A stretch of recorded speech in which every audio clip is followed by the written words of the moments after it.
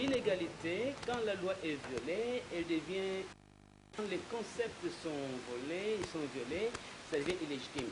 Voici la question la plus grande. Vous savez que les hauts commissariats de réfugiés, des Nations Unies aux réfugiés, a eu une réunion le 8 octobre 2011. Et qui veut dire que tous les Rwandais qui sont en dehors du Rwanda, maintenant que la situation est stabilisée, eh bien, paieront les statuts des réfugiés.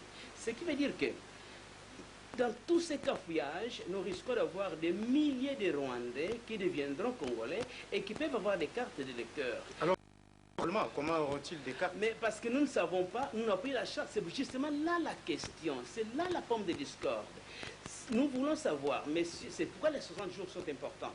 Et j'espère que M. Ngoï Molonda vont arrêter la machine pour ne pas amener nos enfants, et nos femmes, et nos mères, et nos grand-mères, surtout à l'Est de la République, d'être victimes du terrorisme sexuel, qui sont les violences sexuelles, qui viennent là-bas, que ce soit le FDLR ou l'armée du Seigneur, eh bien, utilisent les violences sexuelles comme moyen de s'imposer au Congo. Et maintenant ils vont perdre des statuts d'être au Rwanda comme citoyens, eh bien, ils vont élire domicile dans nos montagnes et vont s'efforcer. Et les Rwandais bénéficient. Aujourd'hui, les Rwandais exportent les coltans dont elles ne disposent aucun jugement de coltan. Messieurs, mesdames, nous devons défendre la République et ce qui est fait maintenant aux élections n'est pas seulement une dérive, mais pratiquement un crime. Je demande en ce moment, les élections au 28 novembre ne sont pas légales, mais elles sont aussi illégitimes et certainement un manque de respect pour Alors, apparemment, vous êtes en train de plaider pour les reports des élections. Pensez-vous que je suis en train de plaider qu'on ne puisse pas croire que la précipitation et la cupidité des Congolais qui ne pensent pas au lendemain puissent amener ce peuple dans les dérives. Donc, je pense que si il faut arriver quelque part, on a dit une réunion, il faut arriver à 10 heures. Et vous roulez sur 25 enfants, c'est normal parce que vous devez avoir un délai à atteindre. Écoutez, ça, ce sont des raisons qui sont tellement bidons. Ici, M. Ngoï Molonda n'a pas donné des élections dans les délais constitutionnels. Il les connaît très bien. La loi, il ne peut que rentrer à la Cour suprême de justice et remettre la pendule à l'heure. Je vous dis ceci, nos enfants sont exposés à un danger. À l'Est de la République, les femmes peuvent être violées. Et M. Richardson venir nous lire un discours écrit malgré la plaidoirie des Congolais qui citait les mêmes articles, l'article 6, l'article 8 de la loi électorale, et il a osé lire eh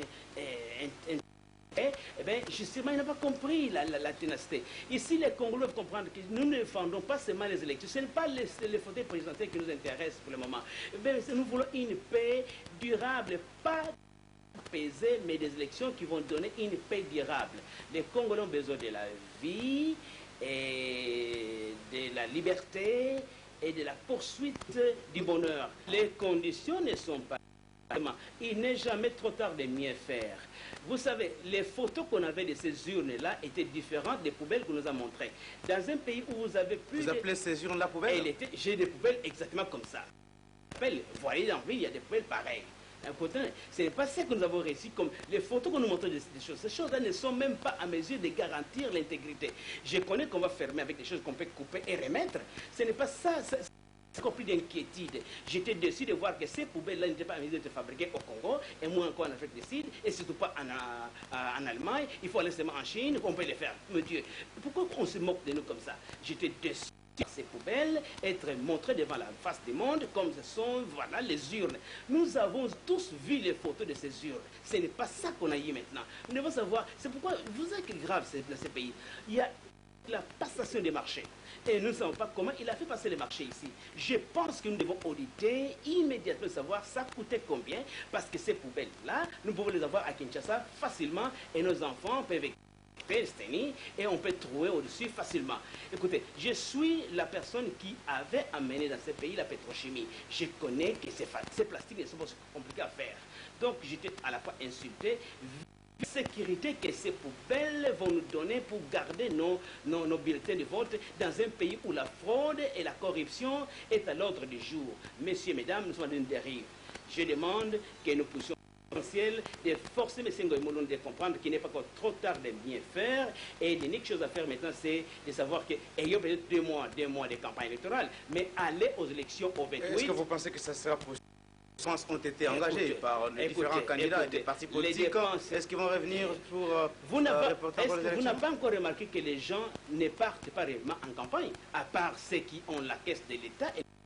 La majorité des Congolais aujourd'hui passent dans les rues. Je viens de faire l'investigation, qu'elle soit au Bas-Congo, à l'Équateur, dans les Bandundu, partout où nous avons des candidats. Mais écoutez, les gens vont, parce que personne ne croit que les Congolais vont arriver réellement à accomplir cette folie. Je reste candidat, je refusais, moi, de déposer la candidature aussi longtemps que la loi électorale viole la Constitution. Comment? Expliquez un peu ça. L'article 148 de la loi électorale dit que les députés provinciaux doivent avoir 18 ans. Alors que la Constitution, à l'article 102 et l'article 197, dit clairement que les députés, tant provinciaux que nationaux, doivent avoir 25 ans. Monsieur, le président de la République, une fois élu, il doit défendre devant Dieu et devant la nation la Constitution. Si en y allant, il fraude, il montre qu'il n'y a rien de vrai, il n'y a que des comédies. Donc la loi électorale était anticonstitutionnelle. Et je suis parti en une requête en inconstitutionnalité, croyant que quand j'ai fait ça, la Cour suprême allait me avoir la logique de faire les choses. Mais qu'est-ce qu'elle a dit? Me donner raison serait retarder les choses parce qu'ils viennent aller aux élections et sachant que les Rwandais peuvent devenir Congolais dans quelques jours, le 31 décembre 2012 et le 30 juin 2012. Et Kagame a commencé que ce soit le 31 décembre 2011. Donc nous avons un danger réel de milliers de Rwandais qui deviendraient des Congolais. Certainement, il n'y a pas la garantie de la paix dans l'Est. Donc, il veut aller tout droit, vite, accomplir ces tâches-là.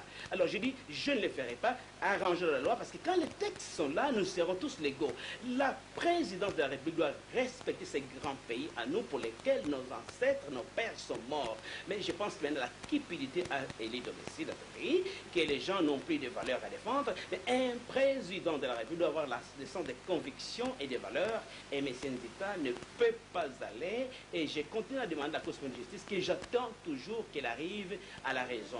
2 jours ou 3 jours avant, je serai candidat. Mais avant ça, non, monsieur, je ne trahirai pas ces pays pour lesquels mes ancêtres sont tombés.